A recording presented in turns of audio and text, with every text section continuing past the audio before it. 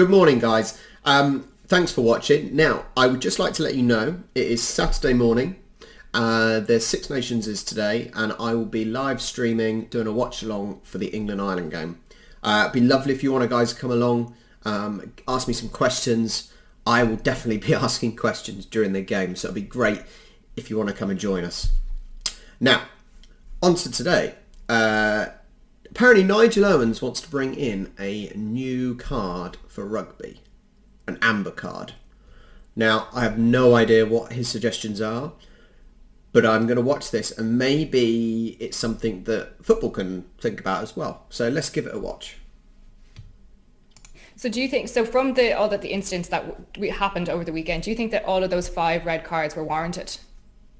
Yeah, I think pretty much so. That there's 1 or 2 of them which are clear, nailed on, reckless, straightforward red cards.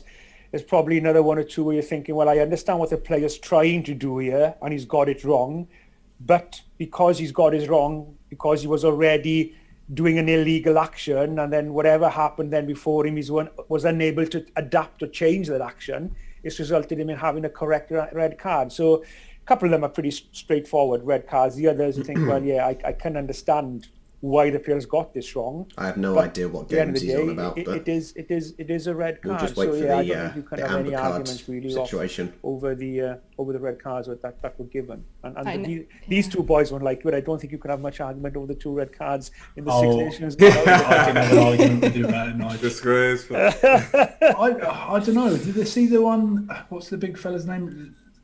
Leibenberg? Was he a 6 or the lock for Leicester? I don't think he's looking at Josh Bassett if that's his name. I don't think he's looking at him at all. I think he's watching the ball the whole time, and literally Bassett has jumped bloody high, and as he's taken his eyes from the ball, he's realised, shit, he's jumped and he's right in front of me, and he's gone to protect himself. I genuinely don't think he's attempted to tackle that guy at all. The ball even goes over the top of Bassett, but it was the way. It was the way the referee. It almost sounded like, listen, I'll be careful here, but like there was 2 reds already. Oh, this will really mix it up, and we chuck another red in. And I don't think it should have been a red. I really don't think it should have been a red. Yeah, I don't know. Maybe Zeebs, you probably because it's so for you guys who get up in the air, it's dangerous, isn't it? Incredibly dangerous. 1 half rotation and he could land on your neck. It's incredibly dangerous. I agree. I thought it was a red card. But I was going to ask, do you think there's any leeway around bringing somebody else on after, a red card without intent, malice intent, I suppose, how to put it? Well, Nigel, this actually, I do have, so we have been discussing this on the pod for the last few weeks, and we've come up with the idea of an orange card. So, Ryan, do you want to take Nigel through what we have suggested and see what he thinks? The amber card, Nigel, is... Straight away then, from this what the guy said about a red card for something that wasn't intentional, it's from a first opinion without hearing anything else, it sort of makes sense, because in rugby, from what I've been learning, is that you can get a red card for dangerous play, but actually the dangerous play wasn't really your fault. You weren't intending on playing dangerously. In football, obviously, dangerous play, you more or less you mean to play dangerous. But in rugby, it seems it's a lot stricter on that actually you can hurt someone without intending.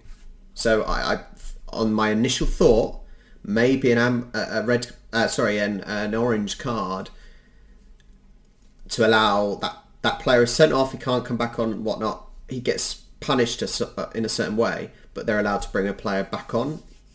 It sounds interesting. This is it. We've solved it. We've solved all the issues in rugby. Amber card, if it's a professional foul, like something like what your man did, jump in and they say, look, you didn't mean to do it, or one of these ones where a player's carrying in and they drop to carry the ball and they clock someone's shoulder, right, shoulder to head contact, sorry, red card to the player, but he was dropping, it wasn't my fault, sir. There you are. There's your amber card. 20 minutes off, bring someone else on. Punching, all the dangerous stuff, which I'm against. The punching, the eye gouging, the biting. Yeah. The problem is, how does a referee decide whether it was done on purpose or not done on purpose? It's the same thing with footballers diving. Okay, at the end of the day, in football they're diving to con the referee. So unless it is really obvious, quite often only the player that has dived knows if they've cheated.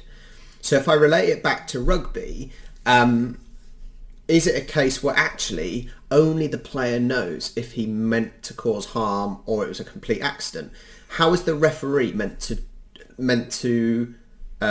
decipher between an accident and intention? That would be the main problem here. All the stuff that Dylan Hartley does. Yes, on a regular basis. Every week. Yeah. All the stuff that Dylan does, red, get off the pitch. All the stuff that I do, accidental things. Or the clumsy blokes, amber, 20 minutes off, bring someone else on, 15 aside, doesn't ruin an international match. If you were living in a glass house, if you know pitch... That is wrong. It doesn't ruin an international match. What do you mean it doesn't ruin an international match? It's not the referee's fault for ruining a game because a player's been sent off. That's the same in all sports. It's the player's fault. It's the player's fault. So I really don't like those comments, him saying about ruining the game. Making out like it's a referee's fault for showing that card and ruining the game. They do this in football and it is wrong. It is wrong to say about ruining the game. Pains left there. I think it's got a value point around a good discussion about it. There's 2 points I would bring up here to think about. The first one is, if it really is one of those which doesn't really merit, or it's a very unlucky, or does it deserve to be a red card, then should it be a red card? But a red card is the ones which it's nailed on, it's red, you're gone. So if you go one where you're thinking... There's one everyone knows is a deserved red. In the past. It's one of those orange ones where it's in between. Some refs will be thinking that's a yellow to me, and some will be thinking red, and that's what a lot of players and a lot of public would think. It's a split decision. So on those ones, if it's not a really nailed on red, then you're going to ask yourself, well, why am I giving a red then if it's one of these that is not really nailed on a red? So that's the first point. The only worry I would have, particularly with and substitutions and the amount of substitutions, is another scenario which I think should be reduced, but that's a different topic. With a squad of 23, what you want, I think, one of the biggest deterrents to stop players giving a red card is one, player safety, getting them to understand the danger they put themselves or opposition players in.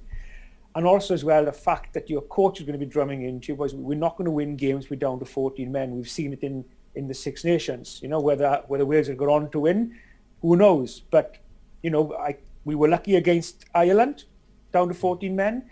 I thought against Scotland, Roy may disagree with this, I thought against Scotland we were starting to get control of the game up front around that period of time anyway, but that's a different discussion. No. So a deterrent of a red card plays a huge part in players' behaviour and change of behaviour. And I just wonder, if you do bring in an orange card where that player can be replaced, the punishment isn't is there. That then taking away a deterrent of, look lads, there's no way you want to play this game with 14 men? Does that mean, well, if we do get a player sent off, we're going to be back to 15 players in 20 minutes? Will that play a part maybe in preventing this type of action that we want to get out of the game? And that's the only question and maybe thing I think we need to discuss and think about before everybody jumps on the bandwagon, yes, let's go for an orange card, because it does maybe take away then the fact of, a bit more... It's a little bit like the TMO. What a fantastic point he's just made. Ideally, you just want the cards there, and all I can do is relate it to football at this point, but you want the cards and the penalties to be there as a deterrent. You don't want to give them. You never go into a match and think, I want to send a player off today, or I want to book a player today, or whatever. It's there as a deterrent, and it should be used so the players know that that's what could happen, and therefore you're hoping that the players don't do it. It's exactly the same with sin bins. Like I keep saying, sin bins have been introduced at the lower levels of football, and it's a deterrent.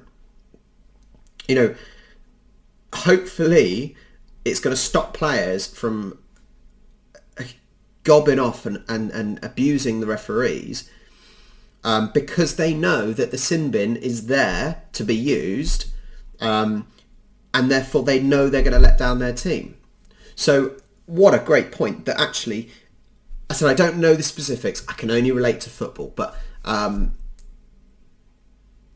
he's basically saying it should still be a red card, because you've got to think about the safety and whatnot of the players, and by having that as a deterrent, you know, it's doing the job. So yeah, I think fantastic point. When you didn't have the TMO, you had to make damn sure you were in the position to make the right decision. A little bit like the guy walking in the circus on the tightrope. If you're walking across that tightrope in the circus and you haven't got the safety net, the TMO underneath you, you're going to make damn sure you're going to be focused and you're going to get to the other side. If you put that safety net of the TMO underneath you, I don't really care if I fall here because I've got a safety net to save me. That then takes away the edge of you refereeing, which I believe is happening a lot now with the TMO, because they know, well, don't worry if we miss something, we can go and check it. And we got VAR in football at top level, and referees are still getting it wrong even after VAR has said something, or you know, the referee's gone to look at the screen. So